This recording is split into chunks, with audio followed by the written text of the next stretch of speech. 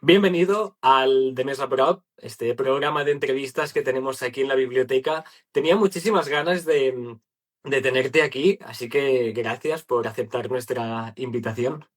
No, muchas gracias a ustedes por invitarme, gracias a vos por ponerte en contacto, me hace mucha ilusión estar hoy acá charlando con todos ustedes. La verdad que tenía muchísimas ganas de traerte porque siempre hemos entrevistado a escritoras, escritores y a mí me hacía muchísima ilusión poder hablar con alguien que está como al otro lado, ¿no? Que también, como tú, que tienes un papel esencial a la hora de los libros. Hijos, que te lo decía antes, ¿no? Que tu nombre está también en el proceso de muchos de los libros que me han marcado, por ejemplo, Lo frágil y lo eterno, Ruinas y sombras y muchísimas cosas, así que todo un honor por mi parte. Y nada, si te parece, me gustaría empezar hablando por el principio. Eh, Claro.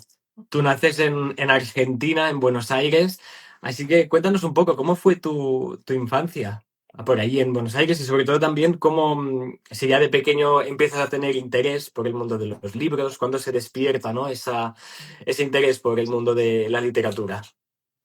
A ver, mi infancia fue bastante normal, no tuvo nada como muy particular, pero sí es cierto que de alguna manera siempre tuve alguna conexión con los libros. Me acuerdo, mi primer recuerdo de libros per se es que mi mamá todas las noches me leía estos, no sé si acá en España están estos tochos de libros que es un cuento por día para los Sí, bueno, como 365 días del año, una cosa así, por lo cual cuentos todas las para ir a noches. dormir, por ejemplo, cositas de estas. Exacto, una cosa así. Entonces teníamos un cuento para cada una de las noches. Después me empecé, bueno, en ese momento, chicos, ya soy adulto mayor, había VHS o VHS, los cassettes, que entonces como Sí. me compraba los de los clásicos de Disney y tal, Eh, venían con un libro. Entonces ese fue como mi primer contacto per se con los libros. Y después sí, en el colegio, cuando ya empecé a leer más fluidamente. ¿Y en qué soñabas cuando eras pequeño? Porque, o sea, tú de pequeño te visualizabas trabajando en el mundo editorial, viajando también entre un país y otro, que veo que siempre te estás moviendo, ¿no? Un poco entre Argentina y España. ¿Tú te visualizabas cómo estás hoy? ¿Cuál era tu ilusión?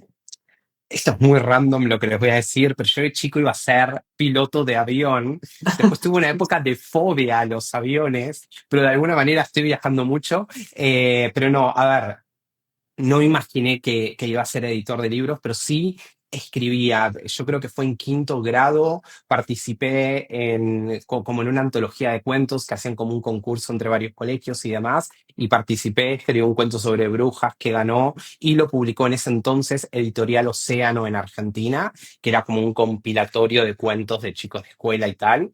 Ujú. Después en sexto grado también empecé como a escribir relatos cortos, que fue cuando también empecé a leer Harry Potter y vino toda mi influencia de la parte de fantasía. Pero no, nunca imaginé que iba a ser. Yo creo que ni siquiera era consciente de que existían los editores en ese entonces. Bueno, imagino que hoy en día, aparte de ya estar involucrado 100% por los libros, también el miedo por volar y por los aviones ya no debe existir, ¿no? Imagino. No, no, no, no, no, no. Existió el comienzo de mi carrera, debo decir, ¿eh? Me costaba muchísimo viajar y viajaba muchísimo, paradójicamente. Pero es un miedo superado. Creo que en 2016 lo superé el miedo. 2015, 2016. Hace 10 años más o menos. 10 años, ya 10 años volando en paz. Oye, y no sé si tengo entendido bien, ¿no? Pero antes de meterte ya con el mundo editorial, tú creas como un blog de literatura, ¿no? Para Exacto. empezar a divulgar los libros. Cómo fue eso también, ¿no? ¿Qué te aportó esta etapa? A ver, yo en ese entonces me acuerdo que consumía muchos blogs y portales españoles. De hecho, el Templo de las Mil Puertas es uno de los portales que Ujú. más leía y tal. También me acuerdo que estaba Esme, Fly Like a Butterfly, en fin. Y en Argentina había muy poquitos blogs y yo veía todo ¿En lo que serio? estaba pasando en España, todo el fenómeno que había en torno a la literatura juvenil, que en Argentina era súper incipiente. Y me creé ese blog que ya está muerto y desactivado y demás, pero que lo tuve durante varios años, donde funcionaba como un portal de noticias y también hacía entrevistas a autores. Qué guay. También tenía una sección que era como detrás de los libros, que entrevistaba a traductores, editores. De hecho, yo creo que en algún momento le hizo una entrevista a Teresa Petit, que es quien en ese momento llevaba la división infanto-juvenil de Penguin Random House. Así que me aportó muchísimo, me hizo conocer un montón de gente y gracias al blog me invitaron a entrevistar a Claudia Gray, que era como en ese entonces una autora relevante que escribía tipo Crepúsculo, pero otra saga de Ok. vampiros también. En la Feria del Libro de Buenos Aires, era el primer año que la Feria del Libro de Buenos Aires tenía una autora internacional de literatura juvenil que la llevaba a la Embajada de los Estados Unidos. Me contactaron de Penguin para entrevistarla y ahí de alguna manera es como que empezó mi recorrido profesional en el mundo de los libros. ¿Y cuándo fue el que se produjo ese clic que tú dices, o sea, ya no solo que la vida te va llevando, sino que tú tomas conciencia y dices, oye, pues quiero apostar por eso y dedicarme 100% al mundo de los libros? A ver, cuando terminé la universidad, cuando terminé el colegio, estaba entre dos carreras. Obviamente que toda mi familia, que esto es algo muy tradicional de Argentina, quizás acá en España no pasa, pero es como tenés que seguir estas carreras más tradicionales, medicina, abogacía, Sí. economía, Bueno, creo por lo cual, aquí en España igual se está empezando a desdibujar un poco, pero a mí, por ejemplo, también me pasó. A mí me gustaba mucho la creatividad, la comunicación y empecé derecho un poco por eso de, bueno, estudia algo serio, decimos aquí. exacto, me pasaba tal cual. Entonces yo me apunté en dos carreras al mismo tiempo. Iba a la mañana a estudiar traductorado público de inglés, a la tarde trabajaba media jornada en VIR como asistente editorial y a la noche estudiaba administración de empresas. Hice como un año de administración de empresas y después dije los números no son lo mío, no me llevo bien con los números, los odio. Tampoco. Y ahí me enteré que existía la carrera de edición editorial. No sé si es el único país, pero es uno de los pocos países, Argentina, que tiene la carrera de grado sin ser un máster de edición editorial. Y ahí dejé el traductorado y tal. Empecé a trabajar a jornada completa en VIR y hice la carrera de edición editorial. ¿Y cómo sobreviviste a este año que cuentas de compaginar dos estudios, trabajo? Porque es que solo de decirlo suena agotador. Chicos, a ver, debo decir que soy muy workaholic, soy una persona que está constantemente haciendo cosas, generando proyectos y no me aburro, por lo cual lo llevé bastante bien y a base de mucho, pero mucho café. Mucho café. Pero estuvo Mejor muy bien, café. a ver, aprendí muchísimo, conocí muchísima gente muy importante, así que la verdad que muy contento.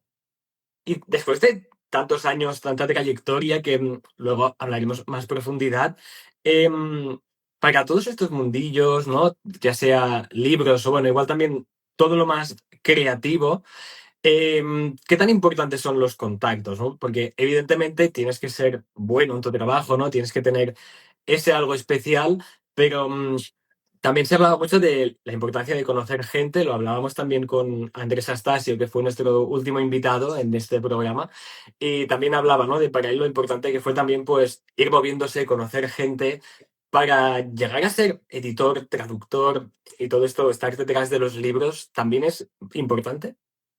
A ver, definitivamente sí. Yo creo que las redes sociales ahí cumplen un rol súper importante. Mucha de la gente que trabaja conmigo hoy por hoy en mi equipo la conocí a través de redes, o sea, son traductores que se postularon y demás. Así que es súper importante. Yo no diría que es esencial. Yo soy, aunque no lo parezca, chicos, yo soy extremadamente tímido y no soy el tipo de Señor. persona que llega y se presenta y te dice, hola, soy Leo. Odio hacer todo eso. Me pone muy Pues no lo pareces, nervioso. ¿eh? O sea, transmites Pero, como mucha o sea, seguridad. pero en el momento de hacer eso, lo paso tipo en las ferias del libro de Frankfurt y demás que tengo que ir, es el momento que más detesto, es ir a un cóctel y tener que decir, hola, yo soy Leo de Urano. No me gusta. Lo tengo que hacer igual, es parte de mi trabajo, pero bueno. Y Leo solo quiere Eh, llegar al hotel, ¿no? Y taparse con la manta y que no le hablen.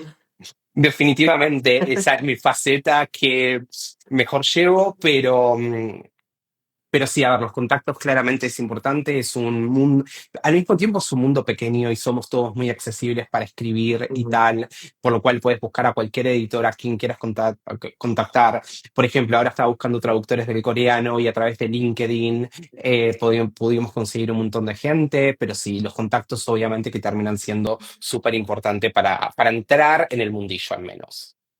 ¿Y cómo fue un poco tu ascenso? Porque dices que empezaste con VIR, ¿no? A media jornada y ahora parece que estás como en la cima a 200.000 sitios a la vez. ¿Cómo fue un poco ese camino, los pasos que seguiste y cómo llegaste a donde estás? A ver, no diría que estoy en la cima, ni mucho menos, chicos, ¿eh? Tampoco idealicen porque no, a ver, es verdad que tengo un muy buen puesto, Bueno, no, me pero lo quiero paso... decir eso, que estás como atrás de algunos de los títulos más importantes o de las editoriales con más peso a día de hoy, como decía antes, entre dos Sí, sí, sí, sí, países. sí, sí, sí. Eso desde fuera es como, wow, ¿no? Como, qué guay, qué top todo. No, a ver, que es súper divertido. Yo empecé, como les digo, en VIR, que me contactó la directora editorial en ese entonces, que era Cristina Alemani, y la jefa de prensa, que es Georgina Dritzos, que hoy por hoy es nuestra jefa de prensa de Urano en Argentina. Me contactaron, me entrevistaron en la Feria del Libro. Yo me acuerdo que estaba extremadamente nervioso, ni siquiera tomé una gota de agua de los nervios que tenía, no podía hablar ni nada. Claro, porque Eh, era y- era como tu primera oportunidad o la primera puerta que se Exacto. te abría. Y aparte ni siquiera sabía a qué iba. Me dijeron, vení a la Feria del Libro, vamos a charlar, que esto, que lo otro. Dije, bueno, guay, Pues vamos. allá vamos. Y empecé haciendo informes de lectura durante medio año. En esos informes de lectura seleccioné varios libros que funcionaron muy bien para la editorial y me terminaron contratando como asistente editorial. Esto duró como casi un año también, que estuve trabajando 6 horas al día, haciendo un poco de todo, y para mí eso fue esencial en mi formación, el hacer un poquito de cada área, un poquito de administración, un poquito de contabilidad, de corregir un poco de todo para conocer todo el proceso del libro en sí. Claro, pero a ver también qué encajaba más contigo, ¿no? Exacto, igual yo tenía muy claro que iba a ser editor, ¿eh? Sí, Sí, y también tenía muy claro que no iba a ser editor de mesa o corrector. Yo no podría ser corrector, me gusta más el lado creativo y el estar haciendo muchas cosas al mismo tiempo, más multitasking y tal. así un poco, para Em, gente como yo que igual desconocemos, ¿qué diferencia habría, ¿no? Eso que dices de editor de mesa y tu función como a editor. ver, un editor estaría, que esto de hecho en la universidad te lo explican como el editor que contrata, el editor ejecutivo, que es el que selecciona los títulos, define la traducción de los títulos, las tapas, coordina todo el proceso editorial, y después está el editor de mesa, que es el que se pone a corregir el texto, a ver que no haya repeticiones, que no Como haya te ratas lee y el tal. libro con calma. Exacto, son como dos puestos muy distintos. De hecho, yo obviamente que no puedo leer el 100% de todos los libros que publicamos. Hay Claro. una gran parte de libros que los leo ya publicados. Sí, lo que hago es hojearlos cuando están en inglés o en la fase de traducción, pero digamos, un puesto es mucho más introspectivo y minucioso. Ujú. Y otro es como más ser un pulpo. Yo a veces me siento un pulpo porque tenés que estar con muchas cosas al mismo tiempo. Tenés que estar hablando con comercial, con marketing, con contabilidad. Y es como coordinar y liderar equipos, que esa parte a mí me divierte mucho, la verdad, que me lo paso muy bien. Jo, pero también Em, muchísima responsabilidad y muchísimo agotamiento, seguro, ¿no? Sí, yo no sé si es agotamiento o estrés. Yo soy extremadamente exigente conmigo mismo, y soy muy perfeccionista, cosas que estoy aprendiendo todavía a mis 32 años, que no todo es perfecto, pero soy muy perfeccionista, muy, muy Bueno, y que a veces también obsesivo. en la imperfección está la perfección, ¿eh? A veces también. Tal cual, esto lo estoy aprendiendo Poco a todavía. poco. Em, Y entonces, párate, estaba como asistente editorial. En ese entonces, mi jefa, que era Cristina Alemani, se va de la empresa y a mí me ascendieron y me dijeron, crea un sello juvenil desde cero, porque Wow. VIR publicaba libros regalos, estos como frases para mi mamá, frases para mi papá. Ok. Entonces, pude armar de cero un sello de literatura juvenil que para mí era un sueño, porque otra cosa que a mí me gusta muchísimo es el marketing. Soy un obseso del marketing, me lo paso muy bien pensando en campañas, formas de comunicar y demás. Así que para crear el sello pude compaginar mi lado más marketinero con mi lado editorial. De hecho, yo estuve durante 2 años dando clases de marketing en la Universidad de Buenos Aires, como adscripto a la cátedra de Ujú. marketing editorial, así que es una faceta mía que si no hubiera sido editor probablemente hubiera terminado trabajando en marketing. Y ahí estuve a cargo del sello durante 2 años y contratamos autores chulísimos. Yo me acuerdo que contraté a Marisa Meyer, que acá en España la habían descontinuado, Penguin había cancelado la saga y la ¿En serio? contratamos. Contraté a Mary Lou, contraté a Kirsten White, contraté Carta de Amor a los Muertos de Ava del Aira, que acá en España no es tan furor, pero en Latinoamérica vendió más de 100.000 Este lo tengo ejemplares. pendiente, el título me suena muchísimo. Es lo mejor del mundo, lo tenés que leer, Me lo definitivamente. noto. Y Apúntatelo porque lo vale. buah, ¿qué supone para ti el saber que estás detrás de eso? Por ejemplo, pues alguna de las autoras más vendidas, ya no solo en Argentina o en España, sino es que por todo el mundo. O sea, ¿cómo siente eso? Debe ser muchísima satisfacción, ¿no? Tanto personal como a nivel laboral, decir, yo estoy en este proceso. A ver, sí es que acá de vuelta vuelve mi Leo perfeccionista, es muchísima satisfacción, pero es muchísima presión. Primero porque cuando contratás a estos autores tenés que estar al nivel, soy muy competitivo, soy bastante ambicioso en el mejor sentido de la palabra, obviamente quiero tener los mejores autores para Urano, sé que Claro. Urano merece los mejores autores, así que ese es mi trabajo, asegurarme de que tanto mi equipo como yo estamos buscando los mejores autores para todos los sellos de la editorial. Es un proceso muy chulo, es divertido, es satisfactorio cuando ves que algo funciona, es sumamente Claro. deprimente cuando es que no funciona, que es el 80% de las veces los libros ¿En no serio? funcionan o no funcionan como uno espera. ¿Y cómo se Un- gestiona esto? Lo que dices, ¿no? Yo me esperaba que este libro tendría tantísimas ventas y no ha conectado con el público o no ha llegado donde yo quería que llegase. A ver, yo soy muy cabezotas, por lo cual es como que siempre pienso en formas de hacer que, o sea, a mí me cuesta rendirme y decir, esto no va a funcionar. Estoy Capricornio, de alguna manera hago que las cosas funcionen tarde o temprano, pero también entiendo que el mundo editorial es lento.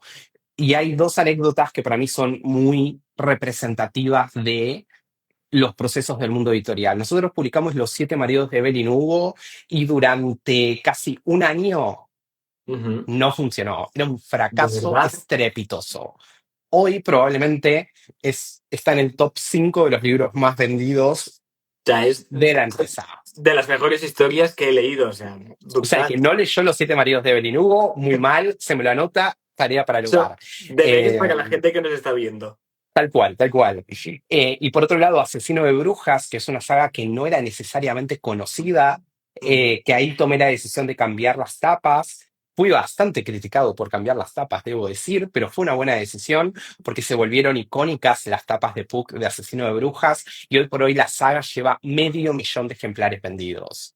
Entonces, hay cosas que llevan tiempo madurar. Urano de por sí no era una empresa, no era una editorial que se especializara en ficción. Yo empecé trabajando desde Argentina cuando me fui de BIR, llevando el sello PUC. Y es verdad Ujú. que yo estaba en Argentina publicando para toda Latinoamérica y en España. En España me decían, Leo, estos libros no funcionan y no se venden. Y fueron 2 años de Persevera y Triunfarás, en el que fui muy intenso con todo el mundo en la editorial. Y obviamente que me llena de orgullo ver hoy PUC lo que es, todo lo que creció. Totalmente. Hoy PUC lo está llevando Marina Mena, que para mí es una de las mejores editoras que tenemos en España. Así que estoy completamente tranquilo de que está en las mejores manos posibles, porque yo ya iba a petar, no podía llevar más cosas. Claro. Pero obviamente que es muy satisfactorio, pero al mismo tiempo hay momentos de estrés, hay momentos de presión por las cifras, porque no deja de ser un negocio, el negocio editorial, más allá que hay toda una parte bonita, hay toda una parte de presión por cumplir con ventas, cumplir con objetivos, rentabilidades. Entonces, pero mi balance es muy positivo, me lo paso muy bien. Y lo que siempre digo es que tengo mucha ilusión por lo que hago. Y yo creo que si yo el día de mañana perdiera la ilusión, no podría trabajar de esto. Yo creo que en el momento en el que perdés la ilusión, en mi caso particular hablo, y que aparte también debo decir que tengo mucha suerte de trabajar de lo que me gusta y demás, pero si no tuviera la ilusión, yo creo que no podría hacer esto. Bueno, es que al final es algo vital, ¿no? Tanto si te dedicas a algo creativo como que no, como encontrar esa chispa que hace que te levantes por las mañanas. O sea, sin eso, como nada tiene sentido. Tal cual, y para mí, que es algo que siempre lo digo, puedo ser workaholic, pero para mí, yo estoy en mis vacaciones y estoy mirando mails, y no es que lo siento la presión de tener que mirar mails del trabajo.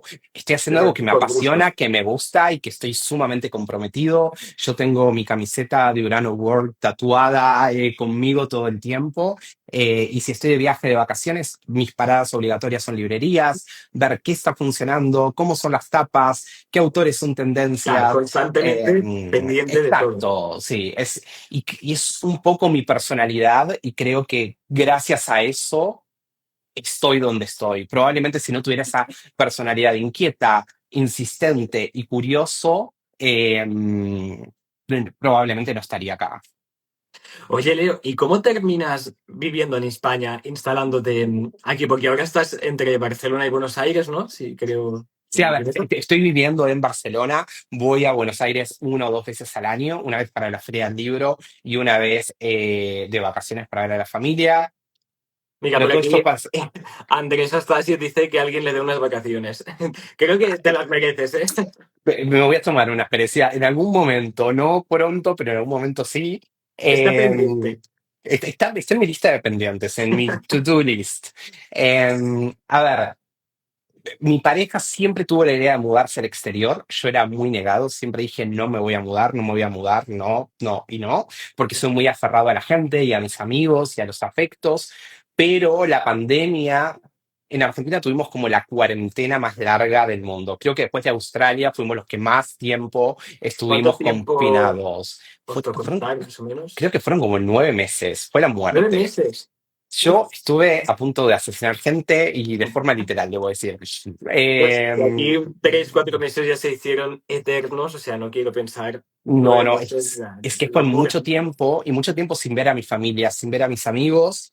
Y por otro lado, estaba mi jefe que en ese entonces, por circunstancias de la vida, estaba con su familia viviendo en Nueva York.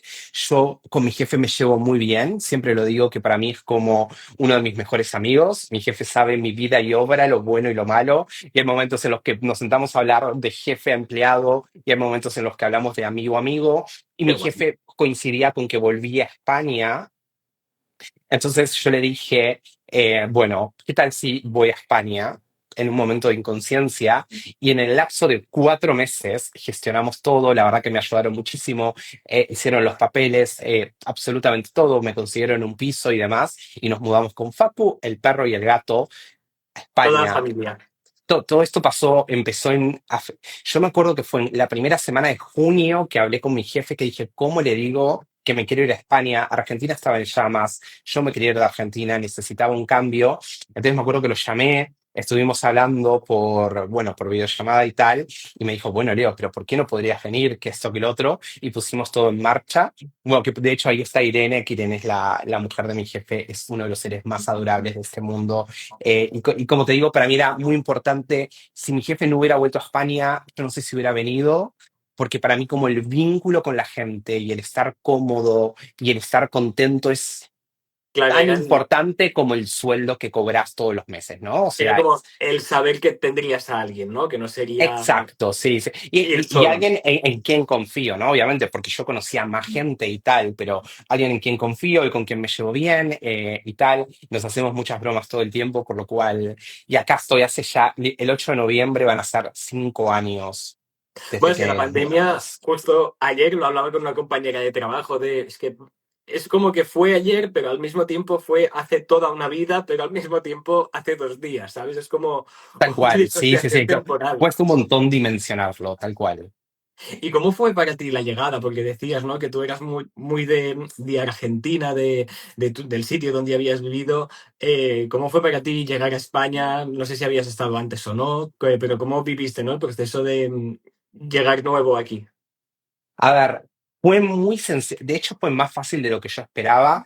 De nuevo, venía con una red de contención que nos estaba esperando acá. Mis compañeros de trabajo fueron buenísimos. Yo estaba preocupado por el catalán, siendo argentino, siendo el pesado de Argentina que los volvió locos durante años con el juvenil y con estos libros. Digo, esta gente me debe odiar, me van a envenenar al segundo día, pero no. En plan, La verdad que aquí estoy, gente. Me recibieron súper bien, de vuelta. Aparte tengo una muy, muy amiga mía que es Esther Sanz, que aparte de ser editora de Titania, es una gran autora y es una muy, muy, muy amiga mía que trabaja en Urano. De hecho, ella le dio mi currículum a Joaquín, que es mi jefe. Y después, bueno, estaba Ire, estaba Joaco, estaba Laura, Alf, todos nos dieron como, nos recibieron muy bien. De hecho, las primeras navidades me acuerdo que nos invitaron a comer con ellos y tal, pues verdad que era raro, llegamos en noviembre, que eran, ni Claro. siquiera, no eran las primeras navidades. Ustedes acá celebran esto el 26 de diciembre, que en Argentina no se celebra, pero aquí sí. ¿En Entonces yo me serio? acuerdo que ese 26 de diciembre fuimos a comer a la casa de ellos y tal, y no, y la verdad que súper bien, no lo sufrí para nada. Con mi familia estoy en contacto constantemente, hablo todo el tiempo, por lo cual no lo sufrí. No. A veces sí miro atrás y hay cosas que he hecho en falta, que creo que es lo normal, Bueno, claro. pero. Y después se terminaron también mudando muchos amigos a Europa, etcétera, por lo cual me Os siento muy habéis ido arropado. hipotecados. Sí, sí, sí, sí. Así que me siento muy arropado, muy querido. Y a nivel editorial, ¿notaste mucha diferencia? Yo es que desconozco completamente, ¿eh? O sea, ¿el mundo editorial en Argentina y en España funciona de formas diferentes? Muy. O sea, a ver, sí y no. En España, a ver, ¿cómo decirlo? En Argentina creo que todo el mundo es muy multitasking. En España yo creo que las cosas son más segmentadas. Yo estoy promoviendo el multitasking y el salir de la caja, porque sí, a mí lo que a veces me pasa, no solo en Urano, hablando en general con gente de la industria, y es, bueno, sí, está bien, esta es mi área y esto es lo único que hago, y como no mirar lo que está pasando en el área de al lado, que está Claro. conectada directamente con tu área y con lo que estás haciendo, y esta idea de trabajo en equipo, yo creo que eso fue un chip que tuve que como que ir adaptando de alguna manera. Eh, pero después, a ver, es la misma industria, es el mismo idioma, más allá de las variantes que puede haber en cada uno de los Claro. países. En esencia, no, la verdad que no hay grandes diferencias. Sí, las grandes diferencias son los volúmenes de venta, los precios, las tiradas que puedes hacer en España. Quizás para un libro súper importante en España hace 50.000 ejemplares y en Argentina hace 10.000. O sea, ese tipo de cosas, pero al mismo tiempo, como yo desde Argentina ya trabajaba para España y Latinoamérica, Ya conocías ya, un ya, poco ya, ya, igual. ya conocía de alguna manera cada mercado y siempre fui desde BIR, me mandaban de viaje todo el tiempo para empaparme y saber qué pasaba en Bolivia, qué pasaba en Perú, qué pasaba en Colombia. Wow. Viajé muchísimo y para mí la mejor manera de aprender y de nutrirte como editor es conocer. Si vos estás encerrado en tu despacho contratando libros y no te enterás lo que está pasando afuera, qué es lo que está pensando el lector de México y el de Colombia, y solo te centrás con los seguidores que tiene tu cuenta de Puck o de Umbriel, muy difícil que te vaya bien. Yo siempre soy de tener la mente abierta y tratar de pensar en todos, que obviamente siempre hay gente que no está contenta, etcétera, es inevitable, Bueno, es pero imposible, ¿no? Que todo el mundo esté feliz con las decisiones que tomes, lo que hagas, lo que publiques o no. exacto. Pero sí creo que Urano tiene esto de pensar de forma global y no local, que no lo tienen muchas editoriales. Incluso editoriales que tienen muchísimos recursos, yo veo que piensan únicamente en España, de hecho. Y eso te lo Ujú. digo como lector. Cuando yo estaba en Argentina, lo único que se publicaba en Argentina eran los dos libros que estaban de moda en España. Le hace Crepúsculo y Oscuros, para que salga esta saga Rubí de Kirsten Gier, que también es de esta época del romance paranormal, Sí. años pasaron en Argentina. En España estaba publicada hacía 6 años y en Argentina llegó 6 años después.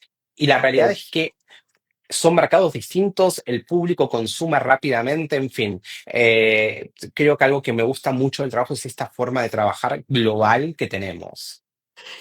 Hablábamos antes de la pandemia, ¿no? Que aparte de cambiar la vida a muchas personas, ¿no? Pues como en tu caso que decidiste venirte a vivir aquí, también aparecieron, bueno, ya estaban, pero hicieron un boom, ¿no? En las redes sociales, TikTok.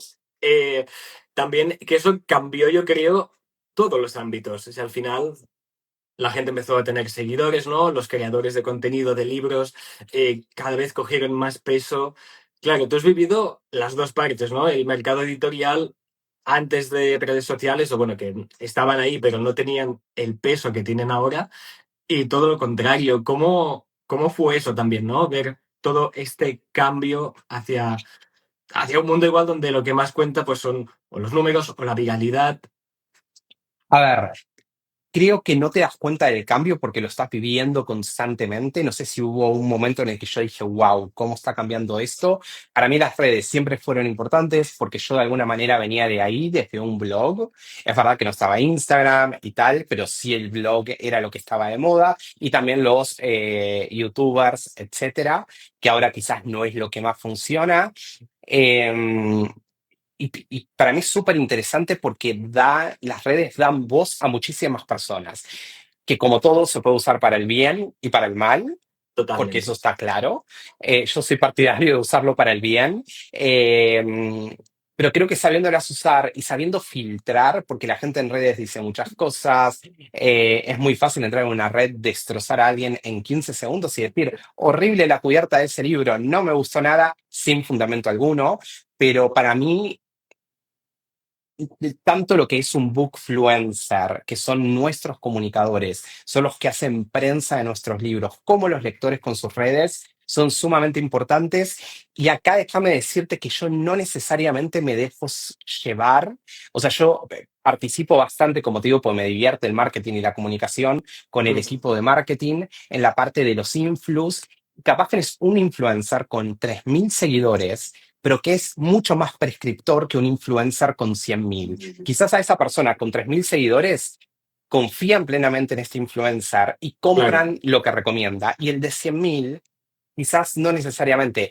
Y de hecho hay muchos casos de autores con unas plataformas enormes que publicaron libros y que no funcionaron porque su público no necesariamente era un público consumidor de libros o un público que compraba la personalidad de ese influencer. Nosotros incluso en la casa en Urano hemos tenido casos de influencers que dijimos, vamos a hacer la prueba, vamos a sacar un libro y después capaz la persona en cuestión tenía 80.000 seguidores y vendía 300 ejemplares. claro.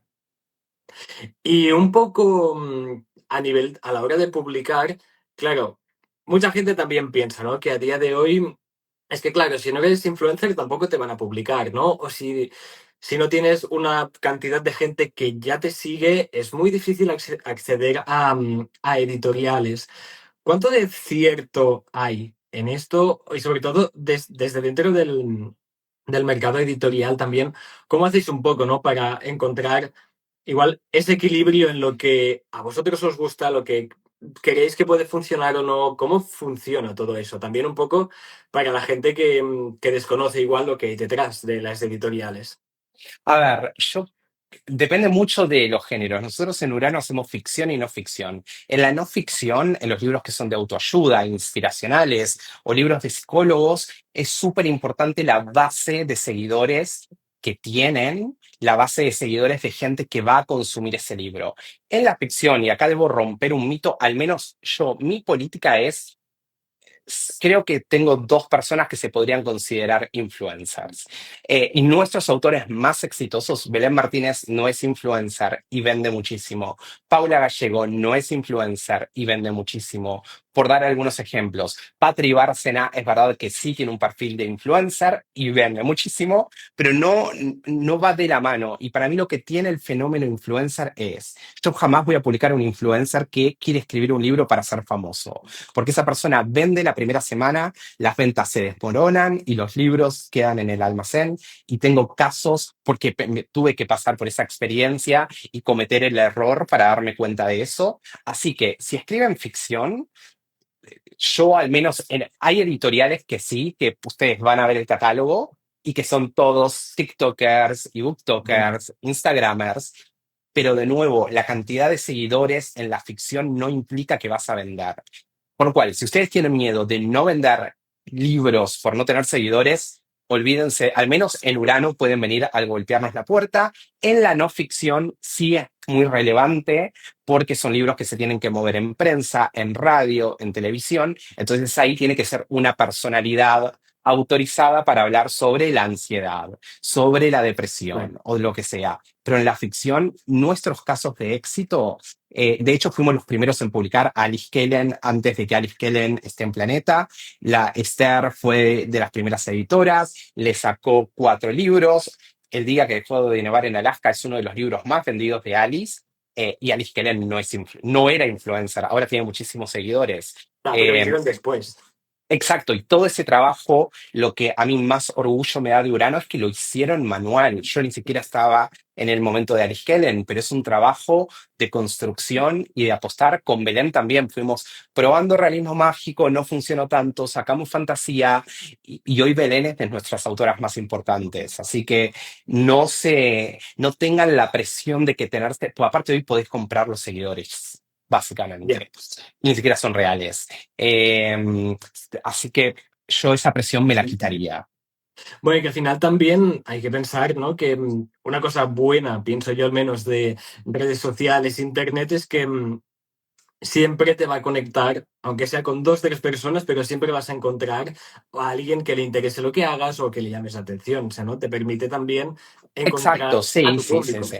Exacto, ir conectando y siempre ser muy amable, hay que ser muy humilde. Yo creo que esto es algo, y es un mensaje que lo doy especialmente a las nuevas generaciones de autores, es ser muy humildes, tener paciencia, todo llega a su tiempo, porque es verdad que yo veo muchos chicos muy jóvenes, que yo hablo como si yo tuviera 50 años, pero me voy a chicos que tienen 20 y que piensan que van a sacar un libro y que a la semana van a haber vendido 15.000 ejemplares y no funciona así el mercado. Hay casos muy puntuales donde eso pasa, Ya, pero son pero, igual pero uno entre... exacto, exacto. Y tampoco son los autores que terminan perdurando. Para mí los autores que perduran son autores como Belén o como Paula, que tienen muchísimos libros publicados y siguen publicando y el día de mañana van a poder vivir de los libros. Yo cuando veo en Estados Unidos que le pagan $1 millón de anticipo a una chica de 18 años, que después va a tener la presión de que tiene que para la editorial que le pagó $1 millón ser Claro. rentable y que si le va mal, nunca nadie más la va a volver a publicar porque sos la autora a la que le pagaron $1 millón y Y fracasó en no... ventas. Entonces, para mí, ser pacientes y ser humildes son como mis 2 consejos que les daría. O sea, que por lo que dices, compensa más crecer poquito a poquito que no ser un boom viral el primer día y ya luego nada. Exacto, que a ver, para mí, en mi política, sí, es cierto que mi departamento de ventas me dice, Leo, queremos que vendan mucho. Entonces es como siempre buscar estos equilibrios porque es obvio que hay unos mínimos que hay que vender, hay unos mínimos que hay que alcanzar, ¿no? Pero yo confío mucho más en lo que es la construcción de un autor. eh, que de vuelta, Alice Kellen es otro caso de una autora que se construyó de autopublicarse a ser una de las autoras más vendidas en toda España. Claro. Estaba leyendo que aquí te están mandando un montón de mensajes de te amo Mm, Leo, eres el Yo no mejor, estoy viendo nada, me encanta chicos, lo que pero haces. ¿Te esperabas también cuando empezaste en esta aventura, ¿no? De editor, de dedicarte a los libros, que también recibirías tanto cariño, no solo de las autoras y los autores que descubres, sino también de público en general?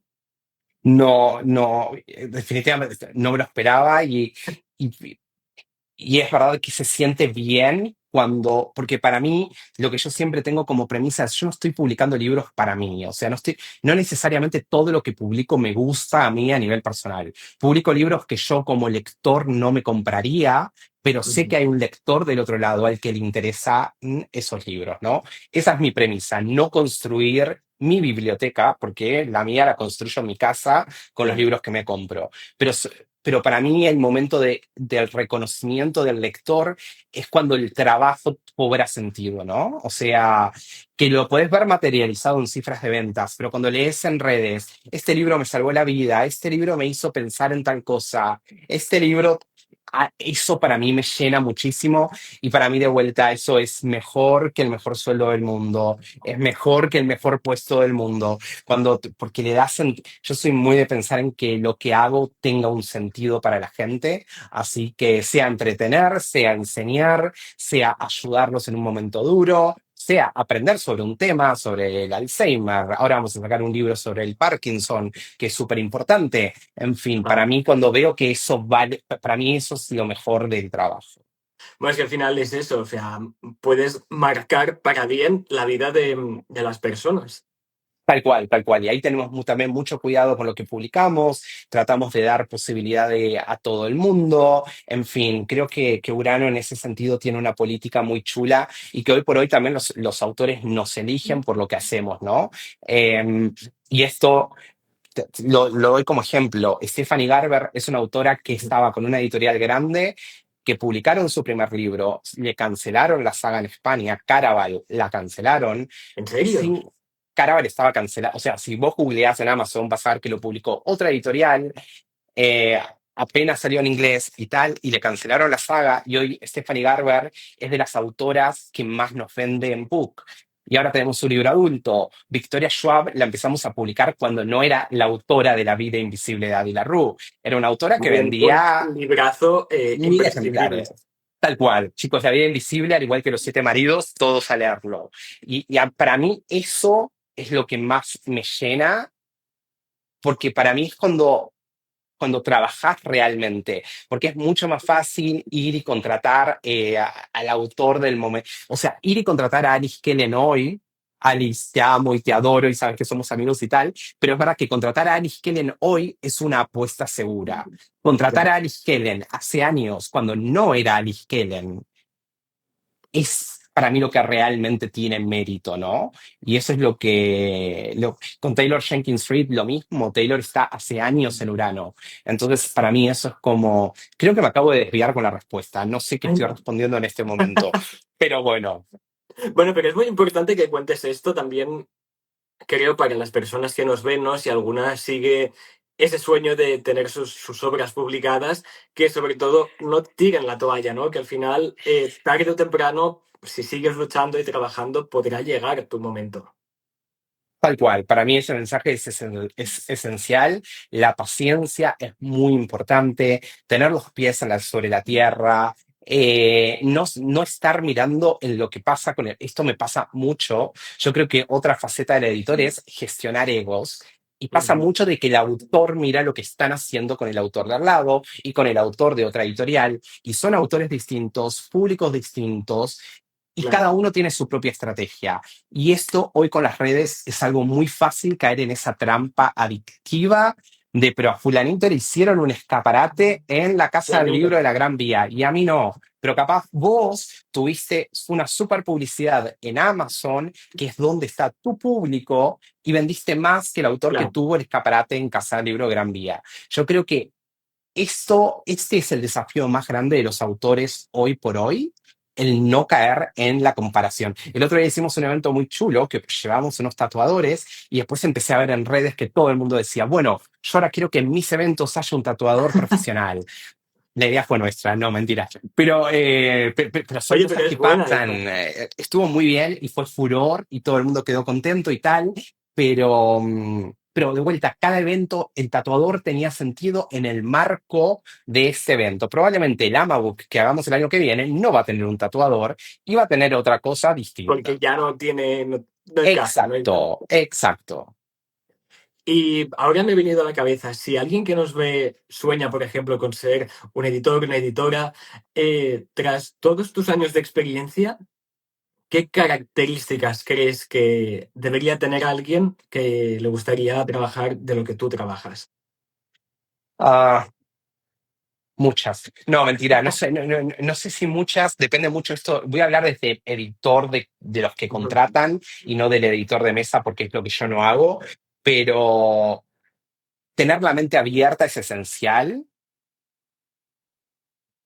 Arriesgarte con cosas que parezcan incluso imposibles. O sea, tenés que ser soñador. Si no sos soñador, no te va a ir bien como editor. O sea, porque los editores siempre estamos un poco volados y hay una parte de ensoñación que después finanzas de la baja tierra. Pero si tenés un editor extremadamente numérico y que no es creativo y que no sueña en grande y que no piensa voy a tener el próximo bestseller, no vas a tener el próximo bestseller. Después tenés que leer mucho, lo que te gusta y lo que no te gusta. Yo a veces me obligo a leer cosas que no me gustan Sí. para entender por qué funcionan o por qué no funcionan. Esto para mí es lo padezco, ¿eh? Porque debo decir que es un esfuerzo, digo, estoy perdiendo tiempo leyendo algo que no me gusta nada, pero es muy Claro. importante leer lo que no te gusta y sí le está gustando a la gente. Y no caer en esta tentación de crear tu propia biblioteca, que yo creo que esto es algo que puede pasar muy fácilmente. Y pensar en a quién le estás publicando los libros. Yo todos los días, como me siento en el despacho, pienso para quién es este libro, qué decisión voy a tomar sobre este libro y quién va a ser el lector final. Algo que para mí, como argentino, les digo que pasa mucho en España, es que se toman decisiones pensando en España, pero el mundo hispano es enorme. Estados Unidos Claro. tiene una población hispana enorme. Entonces, ¿tiene sentido tomar decisiones únicamente pensando en España o tiene sentido pensar globalmente? Cuando hoy en las redes sociales todo es global. Así Puede que yo creo llegar que, a cualquier parte del mundo. exacto, a un lector hispano que esté en Japón puede llegar. Así que yo creo que esto de ser, de tener la mente abierta, para mí es una de las características principales, ser creativo y pasártelo bien, te tiene que gustar. Si no te gusta, Totalmente. perseverar ante los fracasos, esto es muy importante. O sea, a mí me costó mucho entender, este libro no funciona y yo aposté y la culpa y en fin, es como es, sí, como el triunfar ante el fracaso es muy Claro. importante porque de vuelta, de los libros, los que realmente funcionan, es una parte chiquitita con todo lo que se publica, es muy poco. O sea, Y como estar diría, preparado para equivocarte y no ver el y fracaso como por fracaso. eso, y reinventarte y buscarle otra vuelta. Con Belén Martínez, siempre lo digo esto, pobre Belu, siempre lo uso de ejemplo, Una sonata de verano es un libro que funcionó súper despacito. 3 libros después, Belén se volvió un éxito de ventas y llevamos, no sé, 7 ediciones o 6 del Vals de la Bruja, ¿no? Pero tuvieron que pasar 3 libros para llegar a Claro. ese punto. No es que fue de la noche a la mañana que Belén Martínez se convirtió en Belén Martínez. Belén me va a cobrar royalties por usarla como Casi, casi. caso de ejemplo. Mira, estaba leyendo que por aquí te piden si Amabook va a volver a Barcelona. Bueno, a ver, no es mi área, no me compete decir esto, pero lo que les puedo decir es que el año que viene vamos a tener cosas en Barcelona de nuevo. Oye, yo me lo Y apunto todo que lo... estoy a 2 horas de Barcelona, ¿eh? O sea, voy bastante, así que estaré pendiente. Vale, a ver, ustedes como saben hacemos 2 Amabooks en el año. Uno es en el primer semestre, a principios de año, y el otro es a finales de año. Yo me arriesgaría, esto no es vinculante, me estoy arriesgando a hacer una predicción al aire de que lo que hagamos en el primer semestre del año que viene lo vamos a replicar de alguna manera en Barcelona, Ok, con alguna sorpresa. Facu, bueno, ahí está Facu, que eres el responsable de no Amabook. mientas. No puedo decir mucho más. Facundo ya les contará en su día a través de Amabook, se van a enterar, pero yo creo que vamos a hacer alguna cosa en Barcelona, es todo lo que puedo decir. Bueno, pues estaré pendentísimo porque tendré yo, vamos, sería el primero en ir allí, a veros. Tomo tu palabra, queda grabado acá. En algún momento del año que viene, ¿eh? No este año ya no, nada. Bueno, estaremos ahí mirando el calendario. Oye, Vale. Leo, nos acabas de comentar un poco las características, ¿no? Que tendría que tener un editor, pero también seguramente habrá gente aquí conectada que sueña con ser escritor, escritora. Si sueñan con ser publicados con vuestra editorial, para ti, ¿qué elementos o qué tiene que tener un libro para que a ti y a y a tu equipo digáis, apostamos por esta historia? Por sobre todas las cosas, miramos que tenga una voz propia el autor. Algo muy común y que nos pasa a todos, nos llegan cientos de manuscritos. Muy fácil encontrar copycats, que lo llamamos Ujú. en la industria editorial, que serían como copias del fenómeno del momento. El próximo Javier Castillo, que es más o menos el mismo libro con los nombres cambiados y alguna que otra escena distinta. Escriban algo original. No piensen en lo que se vende hoy, porque de acá a que salga el libro, un libro tiene un proceso mínimo de un año, en el mejor escenario, a veces un año y medio. Entonces, probablemente si vos ves que hoy está vendiendo mucho Alas de Sangre y te Ujú. pones a escribir un libro de dragones, para el día que Claro. vos publiques tu libro de dragones ya no va a estar de moda a las de Claro, sangre. Entonces, para mí es escribir algo que te guste, algo que te apasione, pensar en que tu historia solamente vos la vas a poder contar, no la va a contar otra persona de la misma forma ni nada. Así que acá alguien dice que hay que escribir a lo que uno le gustaría leer. Yo soy muy total. partícipe de esa filosofía. Escribir algo que te llene, estar abierto a cambios, estar abierto a devoluciones, que esto también, un manuscrito es como una masa cruda. E incluso autores, por ejemplo, Paula Gallego, para cambiar a Belén, Pau, o Alfonso Muñoz. Alfonso me entregó un manuscrito de 180.000 palabras al que le dije le vamos a recortar 60.000 o Ostras, 40.000, una cosa así. Y Alfonso estuvo súper predispuesto y me dijo, es verdad, tenés razón. Y es un trabajo en equipo, ¿no? Porque a veces claro. pasa que nos llegan manuscritos y nos dicen, esto está listo para publicar, perfecto. Y no, no es así. Con Paula, con Tu nombre a medianoche, sacamos partes estructurales súper importantes, agregamos otras, así que es un trabajo en conjunto, por lo cual es mandar la mejor versión posible del manuscrito, lo más revisada posible, ser muy modestos y escribir lo que realmente les gusta. Yo personalmente me gusta buscar voces, Ok. porque para mí Belén tiene una voz. O sea, para mí Belén no es el vals de la bruja. Para mí Belén Martínez es una institución y puedo agarrar un libro y decir, esto lo escribió Belén, ¿no? O sea, que sea Esa, reconocible su historia, ¿no? exacto. Es mi política. Puedes hablar con otro editor que te diga, no, a mí me importa que el argumento sea tal cosa. A mí esta es mi política y hasta ahora me funcionó, por eso sigo por ese camino, porque es Entonces, el que me está dando si ha resultados. funcionado. Así que tal cual. Bueno, hemos estado hablando de muchísimos temas, pero nos estamos empezando ya acercar al final, así que te propongo que miremos un poco hacia adelante.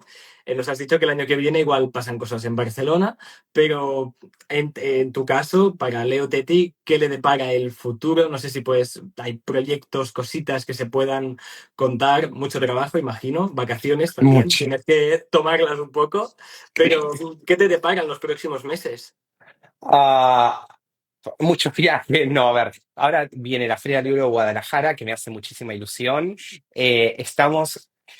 A ver, esto no lo voy a decir para que no se gafe, como dirían acá, pues yo diría no se pinche en Argentina, pero acá es gafar, pero estoy detrás de dos proyectos que me llenan de ilusión y que ojalá que sean nuestros. Los veo difíciles, pero persevera y triunfarás. Soy Bueno, Capricornio. y como tú dices, eh, como editor tienes que soñar, ¿no? Así que Es sueña. grande. Así que yo ayer y hoy mandé dos mails con toda la pasión y el entusiasmo del mundo para hacerme con esos dos proyectos. No, a ver, se vienen muchas cosas chulas. A nivel personal no tengo idea lo que me espera. Tampoco sé si lo quiero saber. No, no, a ver, esta época del año a mí personalmente me gusta mucho. Fin de año, Navidades, en diciembre es mi cumpleaños. El año que viene tenemos un plan editorial de lujo, no podríamos tener un mejor plan editorial para el 2026. Vamos a tener algunas visitas también ahí que estamos negociando en estos momentos. Y en lo próximo tenemos a Victoria Schwab la semana que viene, cosa que me llena de Wow, orgullo. Victoria es de las autoras que más quiero, le tengo muchísimo cariño. qué guay. Y así que va a estar por Madrid, va a estar en el Festival 42, acá en Barcelona, y viene Tori Bobalino también al Festival 42, por lo cual se viene muy. Y en Guadalajara, chicos, si hay alguien de México, Paula Gallego, David Moragas, Patricia Ibárcena y Laura Steven, vamos a estar por Guadalajara haciendo eventos, haciendo muchas cosas divertidas, que a fin de cuentas el origen de todo esto es pasárselo bien, divertirse mientras trabajamos y buscamos los mejores resultados. E intentar no morir de agotamiento también. Exacto, pero yo les juro que tengo alguna mini vacación planificada para la época de la fiesta. Importante. Yo tengo momentos del año donde necesito desconectar, o como digo, mi batería social queda en cero después de una feria del libro. Yo no quiero ver a nadie, necesito que no me hablen, que nada. Facu lo sabe muy bien esto. Llego a casa y es en plan, hoy no me hablen, Déjame solo. necesito silencio. Y Leo, después de pasarte todo el día entre libros, los momentos de descanso, ¿uno sigue teniendo ganas de leer por placer, por desconectar, o ya terminas saturadísimo?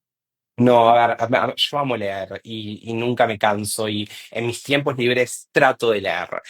La realidad es que por la vorágine del trabajo, mi horario laboral nunca es de 9 a 6 de la tarde. Mi horario laboral es 24 horas Todo porque el día. trabajo con Latinoamérica y Latinoamérica tiene horarios distintos, así que cuando llego a casa me pongo a responder algún mail de México, algún mail de Argentina y en los huecos que tengo, por ejemplo, acá tengo el nuevo libro de Isabel Parrish, que lo tengo por acá impreso, que es mi objetivo, es sentarme con él ahora en los próximos días, pero sí, siempre trato de leer porque es, a ver, es mi pasión y es lo que me trajo acá y es lo que le da sentido a todo el trabajo y responder mails, ya podría haber escrito un libro con todos los mails que mando, así que no está nada mal. Bienvenido. Pues Leo, así ya como dos últimas preguntas, una Sí, un poco más reflexiva igual. Después de todo lo que has conseguido, que no es poco, por lo que nos has contado, o sea, madre mía, ¿qué es para ti el éxito?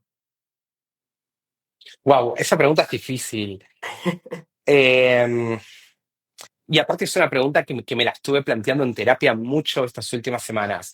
Para mí el éxito es estar lo mejor posible en un sitio donde yo esté cómodo, rodeado de gente a la que quiero y haciendo lo que me gusta. Definitivamente, si yo estuviera hoy en Urano, pero me llevara mal con todo el mundo, no estaría en Urano. Así me pagaran 75.000 euros al mes. No, mentira, ahí lo pensaría.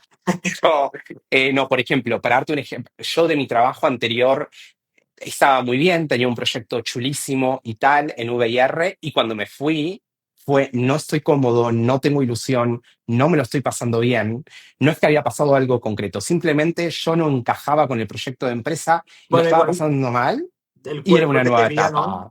Otra etapa. Exacto. Entonces, para mí, el éxito es esto que estoy haciendo ahora, que estoy acá en la oficina, no tengo ganas de irme a casa, o sea, no me molesta quedarme hasta las 9 de la noche acá, bueno, hasta las 9 quizás sí, pero pasármelo bien y tengo el mejor equipo, que esto lo quiero mencionar, o sea, tengo el mejor equipo del mundo que podría existir.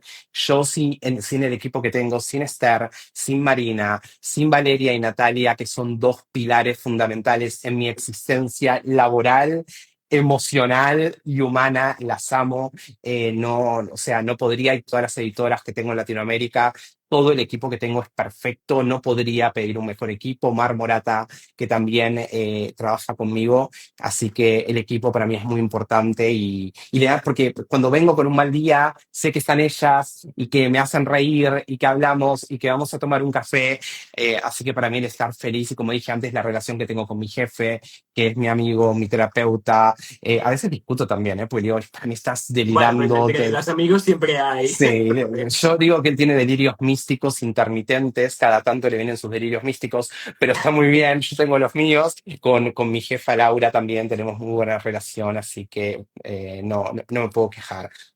Bueno, pues desde aquí mandamos un abrazo y un aplauso tanto a ti como todo tu equipo, toda esta gente que hay detrás, porque en serio me he leído varios libros, ¿no? Que salieron de vuestra ¿Cuáles son tus editorial. favoritos? Quiero saber, porque tengo curiosidad. Hombre, pues, por ejemplo, uno de los que más me han marcado, lo tengo acá, Los Lo frágiles y lo frágil eterno. y lo eterno. Bruno lo sabe, que además estuvo de invitado la temporada pasada y mientras lo leía le mandaba constantemente mensajes del plan, me acabas de destrozar la vida, estoy llorando, me ha encantado. O sea, yo, Lo frágil y lo eterno es una de las historias que más tengo en mi corazón. Me alegro, me alegro. Eso es un libro súper, súper especial. Para ir hablando de equipo, no me quiero olvidar de Fran, de Facu, de Nai, que es nuestra diseñadora de Argentina, Jordi, que es nuestro diseñador de acá, el equipo de producción, el equipo de contabilidad, en fin, es muchísima gente. Hablé de mi equipo más cercano, que sé que trabaja todos los días conmigo, pero hay un montón de personas involucradas. No quiero que nadie se ponga celoso después. Bueno, pero eso también para que la gente lo vea, ¿no? Que detrás de un libro no solamente está la persona que lo escribe y quien lo edita, sino que Hay hay muchísima gente, una red muchísima, enorme de gente. tal cual, tal cual. Pues bueno, Leo, ya sí que sí, la última pregunta, ya te dejo Vale. libre, que supongo que tendrás que ir a trabajar o a descansar si te dejan. Es la pregunta que siempre lanzamos aquí para terminar cada una de estas entrevistas, y es si nos puedes decir un libro que te haya marcado en tu vida y si no es muy personal, ¿por qué te marcó?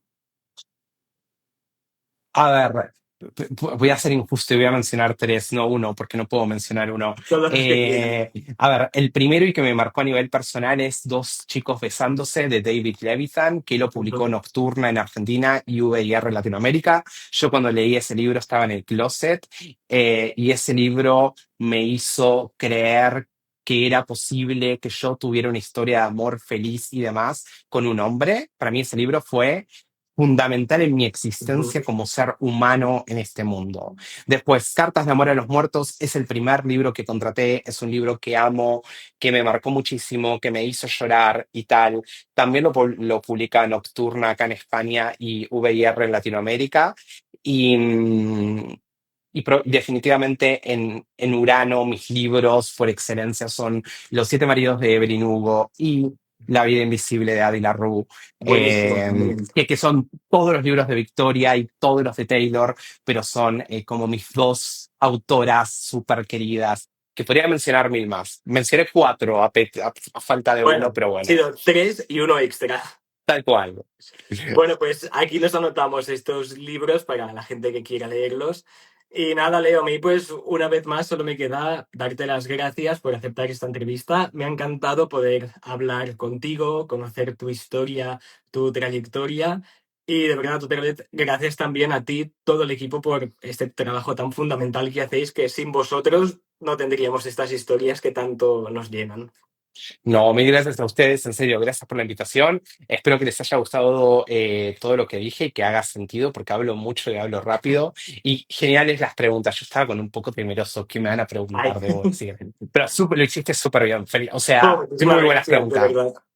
Muchísimas gracias, Leo. Te mando un saludo y a ver si hacéis algo por Barcelona y puedo venir a veros, tanto a ti como a todos los que estáis Claro, cuando quieras oyentes. estás invitado también al despacho y charlamos. Cuídate. Oye, pues para mí un placer. Un Nos abrazo, Leo, vemos. y gracias también a todos los que nos habéis estado viendo. Hasta luego. Chao.